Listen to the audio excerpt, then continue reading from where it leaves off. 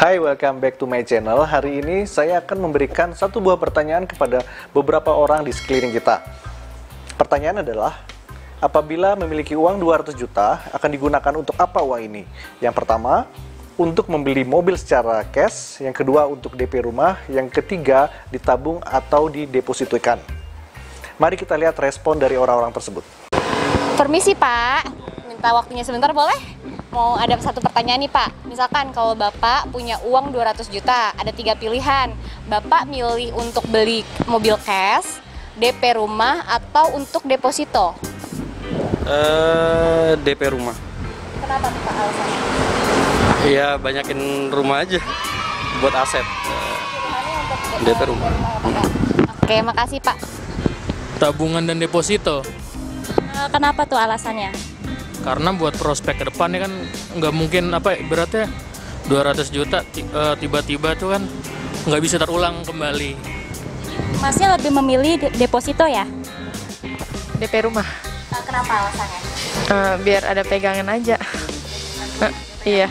Kalau Mbak, Kalau aku untuk deposito. deposito kenapa Mbak? Aduh, Alasannya apa tuh Mbak? rasanya apa ya? Apa? Biar ada tabungan. Iya, biar ada tabungan aja. Jadi Mbaknya untuk DP rumah, satunya lagi untuk deposito. Sore. Mas, saya mau kasih Mas satu pertanyaan aja, bersedia? Bersedia, Kak? Oke, Mas, saya mau kasih Mas 3 pilihan nih. Kalau misalkan Mas punya uang 200 juta nih, kira-kira mau dibuat apa? Mau buat DP rumah, mobil cash, atau tabungan atau deposito? Kalau saya tabungan atau deposito, Kak? Kenapa itu alasannya?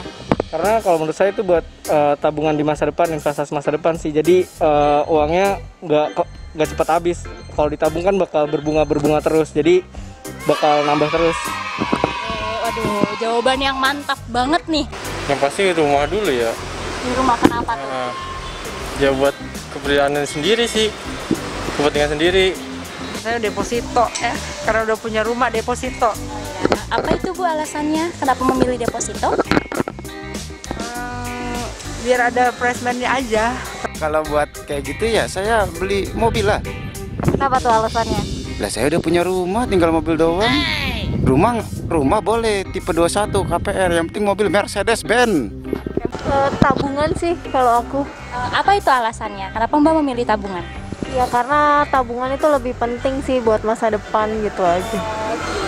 Oke, baik. Saya lebih baik DP rumah sih, biar bisa punya rumah sendiri kayak gitu. Soalnya kan sebelumnya kan kita ngontrak kayak gitu, biar nggak per bulannya nggak ngeluarin duit terus kayak gitu. Maksudnya kayak ngontrak kan nggak bisa memiliki gitu. Permisi Bapak, selamat sore. Bentar aja Pak, mau nanya satu pertanyaan nih Pak. Boleh? Oke. Kalau misalnya Bapak punya uang 200 juta nih Pak, saya kasih 3 pilihan. Bapak mau DP rumah, beli mobil cash, atau untuk deposito? Bayar utang.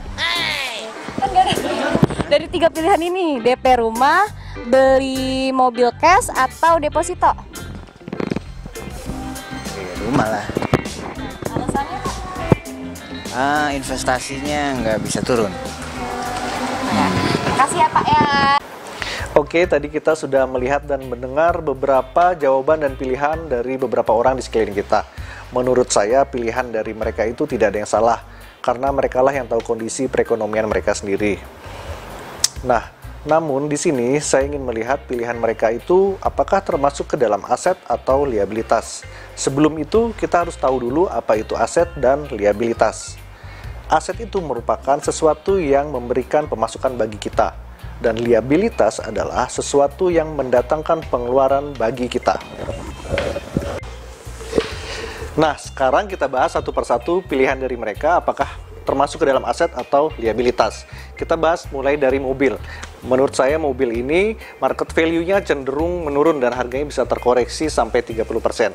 Jika Anda memilih mobil, maka Anda harus memikirkan biaya perawatannya, konsumsi bahan bakar, biaya pajak tahunan, dan biaya tidak terduga. Mobil ini menurut saya adalah termasuk ke dalam kategori liabilitas. Yang kedua, untuk rumah. Rumah ini harganya cenderung stabil dan bahkan harganya bisa meningkat di kemudian hari. Namun rumah ini harus dimanfaatkan seperti untuk disewakan. apabila rumah ini Anda gunakan untuk disewakan, maka rumah ini masuk ke dalam kategori aset.